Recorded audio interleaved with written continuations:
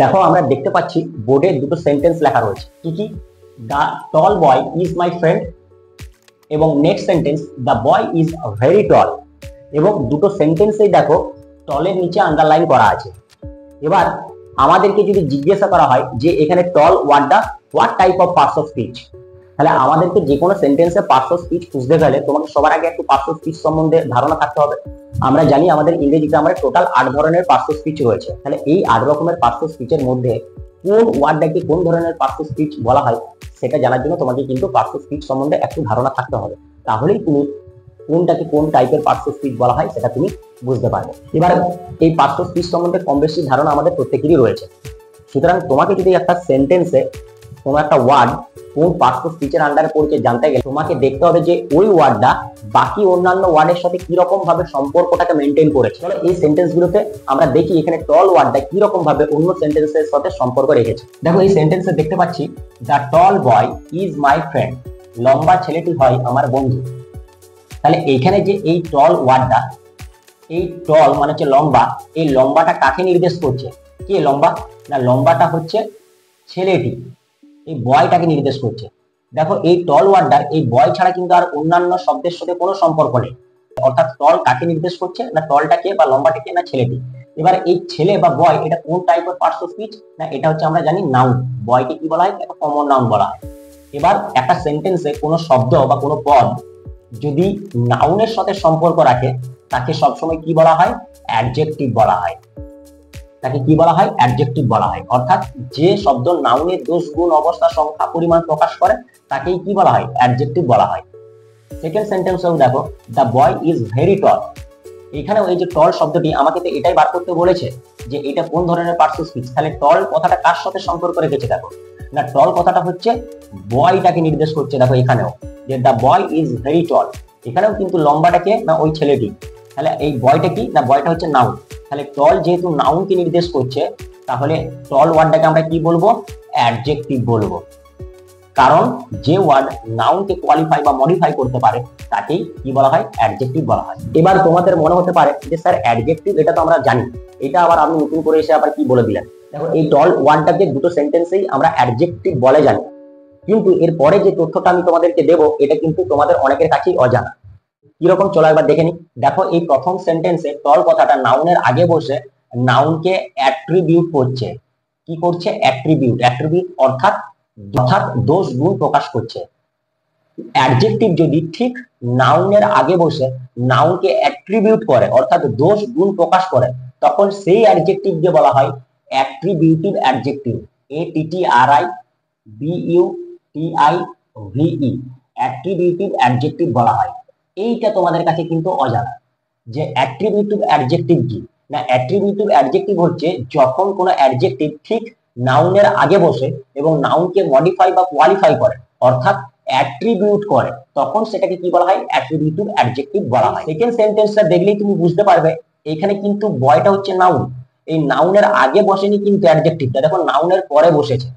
তাহলে এখানেও টলটা অ্যাডজেক্টিভ, কিন্তু এখানে টলটাকে কি আর অ্যাট্রিবিউটিভ অ্যাডজেক্টিভ বলতে পারবো? না, টলটাকে অ্যাট্রিবিউটিভ অ্যাডজেক্টিভ বলতে পারবো না। কারণ এখানে টল কথাটা বয়কে তো নির্দেশ করছে, কিন্তু বয়ের আগে বসে কিন্তু বয়কে নির্দেশ করছে না, বা নাউনের আগে বসে কিন্তু নাউনকে কোয়ালিফাই করছে না বা নাউনের দোষ গুণটা বোঝাচ্ছে না। এটা কোথায় বসেছে? নাউনের পরে বসেছে। এবার দেখো এই টল কথাটা কোথায় বসেছে? না আমরা জানি একটা সেন্টেন্সে যার সম্বন্ধে কিছু বলা হয় তাকে কি বলে? সাবজেক্ট বলে। এবং সাবজেক্ট বাদ দিয়ে ভার্বের পর থেকে যে অংশটা পড়ে থাকে সেটাকে কি বলা হয়? প্রেডিকেট বলা হয়। তাহলে যদি কোনো অ্যাডজেক্টিভ প্রেডিকেট অংশে বসে নাউনকে মডিফাই করে বা কোয়ালিফাই করে তখন তাকে বলা হয় প্রেডিকেটিভ অ্যাডজেক্টিভ।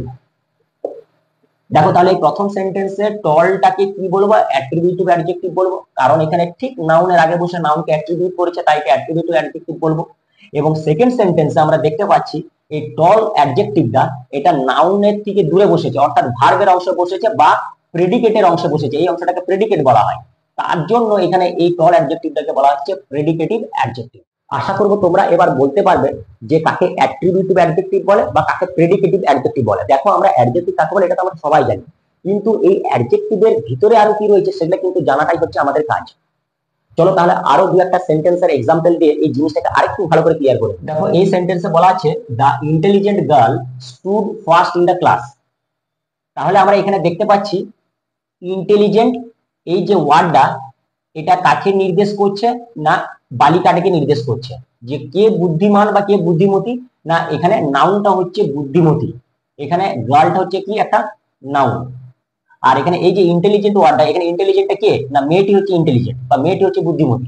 তাহলে আমরা দেখতে পাচ্ছি এই ইন্টেলিজেন্ট ওয়ার্ডটি নাউনের আগে বসে নাউনকে মডিফাই বা কোয়ালিফাই করছে। তাহলে এটাকে তো আমরা অ্যাডজেক্টিভ বলবোই, কারণ যেহেতু নাউনকে মডিফাই করছে। এবং এটাকে কি ধরনের অ্যাডজেক্টিভ বলবো না অ্যাট্রিবিউটিভ অ্যাডজেক্টিভ বলবো। কেন? কারণ যে অ্যাডজেক্টিভ নাউনের আগে বসে নাউনকে মডিফাই করে তখনই তাকে আমরা কি বলবো অ্যাট্রিবিউটিভ অ্যাডজেক্টিভ আমরা বলবো। নেক্সট সেন্টেন্স দেখো, the girl is very intelligent. বালিকাটি হয় খুবই বুদ্ধিমতী। তাহলে এখানেও আমরা দেখতে পাচ্ছি যে এই ইন্টেলিজেন্ট ওয়ার্ডটি এটি কাকে নির্দেশ করছে বা কাকে মডিফাই করছে, বালিকাটিকে। এবং বালিকাটাকে নির্দেশ করছে বা মডিফাই করছে, এটা কিন্তু কোন অংশে বসে নির্দেশ করছে, এটাকে কি বলা হয় প্রেডিকেট অংশ বলা হয়। একটা সেন্টেন্সের এটাকে বলা হয় সাবজেক্ট, এটাকে বলা হয় প্রেডিকেট। তাহলে আমরা দেখতে পাচ্ছি যে এই অ্যাডজেক্টিভটা সেন্টেন্সের প্রেডিকেট অংশে বসে নাউনকে মডিফাই করছে। তাহলে যে অ্যাডজেক্টিভ ভার্বের পরে বসে নাউনকে মডিফাই করে তখন সেটাকে কি বলা হয় প্রেডিকেটিভ অ্যাডজেক্টিভ বলা হয়। এই জায়গায় আরেকটা মজার জিনিস রয়েছে। মজার জিনিসটা কি না প্রেডিকেটিভ অ্যাডজেক্টিভ অথবা অ্যাট্রিবিউটিভ অ্যাডজেক্টিভ দুজনেই নাউনকে কোয়ালিফাই করতে পারে বা দুজনেই নাউনকে মডিফাই করতে পারে বা নাউনের দোষ গুণ অবস্থাটা ধরতে পারে। কিন্তু প্রোনাউনের দোষ গুণ অবস্থা বোঝাতে গেলে শুধুমাত্র প্রেডিকেটিভ অ্যাডজেক্টিভের ব্যবহার আছে। অ্যাট্রিবিউটিভ অ্যাডজেক্টিভ কিন্তু প্রোনাউনের দোষ গুণ বা অবস্থা কিন্তু নির্দেশ করতে পারে না। কি রকম? চলো একটা এক্সাম্পল দিলেই বুঝতে পারবে। দেখো আমরা কখনো এইরকম বলতে পারি না দা টল হি ইজ মাই ফ্রেন্ড। দা টল হি, দা টল হি, এই টল হি এটা দেখো প্রোনাউন, আর এই টলটা হচ্ছে অ্যাডজেক্টিভ। আমরা কি দেখলাম যে নাউন বা প্রোনাউনের আগে যে অ্যাডজেক্টিভ বসে তাকে অ্যাট্রিবিউটিভ অ্যাডজেক্টিভ বলে। তাহলে এই অ্যাট্রিবিউটিভ অ্যাডজেক্টিভ কিন্তু নাউনকে কোয়ালিফাই করতে পারে না। মানে টল হি এরকম কোনো সেন্টেন্স আমরা লিখতে পারি না বা লেখা যায় না, টল হি বলে কিছু হয় না। এই অ্যাডজেক্টিভের পরে তোমাকে একটা নাউন বস করাতে হবে, অ্যাডজেক্টিভের পরে একটা নাউন বস করাতে তোমাকে অবশ্যই হবে। এখানে কিন্তু তুমি প্রোনাউন বস করাতে পারো না। সুতরাং অ্যাট্রিবিউটিভ অ্যাডজেক্টিভ কিন্তু প্রোনাউনকে কোয়ালিফাই বা মডিফাই করতে পারে না। এই প্রোনাউনকে কোয়ালিফাই বা মডিফাই একমাত্র কে করতে পারে প্রেডিকেটিভ অ্যাডজেক্টিভ করতে পারে। কি রকম? হি ইজ এ টল বয়, সে হয় একটি লম্বা ছেলে। তাহলে এই টল কথাটা, তাহলে এই টল কথাটা প্রেডিকেট অংশে বসে কি করছে প্রোনাউনকে মডিফাই করছে। সুতরাং এই টলটাকে কি বলবো আমরা প্রেডিকেটিভ অ্যাডজেক্টিভ বলবো। যখনই দেখবে কোনো অ্যাডজেক্টিভ এই ভার্বের পরে বসছে তখনই সেটাকে কি বলবে প্রেডিকেটিভ অ্যাডজেক্টিভ বলবে। তাহলে এই প্রেডিকেটিভ অ্যাডজেক্টিভের একমাত্র ক্ষমতা রয়েছে প্রোনাউনকে মডিফাই করার। অ্যাট্রিবিউটিভ অ্যাডজেক্টিভের কিন্তু প্রোনাউনকে মডিফাই করার কোনো ক্ষমতা বা এবিলিটি নেই। তাহলে আশা করব তোমাদের এই যে অ্যাট্রিবিউটিভ অ্যাডজেক্টিভ বা প্রেডিকেটিভ অ্যাডজেক্টিভ এইখানে যে কনসেপ্টটা বা এই যে অ্যাট্রিবিউটিভ অ্যাডজেক্টিভ কি বা প্রেডিকেটিভ অ্যাডজেক্টিভ কি এই ব্যাপারটা তোমাদের কাছে খুব ভালোভাবে ক্লিয়ার হয়ে গেল। যদি ভিডিওটা তোমাদের কাছে ভালো লেগে থাকে অবশ্যই ভিডিওটা বিভিন্ন ছাত্রছাত্রীদের সাথে শেয়ার করে দাও যারা পড়াশোনা করছে, তাদের জন্য এই ভিডিওগুলো খুবই হেল্পফুল হবে। এই ভিডিও ছাড়াও আমাদের চ্যানেলে আরো বিভিন্ন ধরনের যে গ্রামারের বিভিন্ন টিপস সেই সম্বন্ধে ভিডিও দেওয়া রয়েছে, সেগুলো স্টুডেন্টদের কাছে একটু পৌঁছে দাও যাতে করে তারা এই ভিডিওগুলো থেকে তাদের এডুকেশন লাইফে কোনো না কোনো ভাবে হেল্পফুল বা উপকৃত হতে পারে।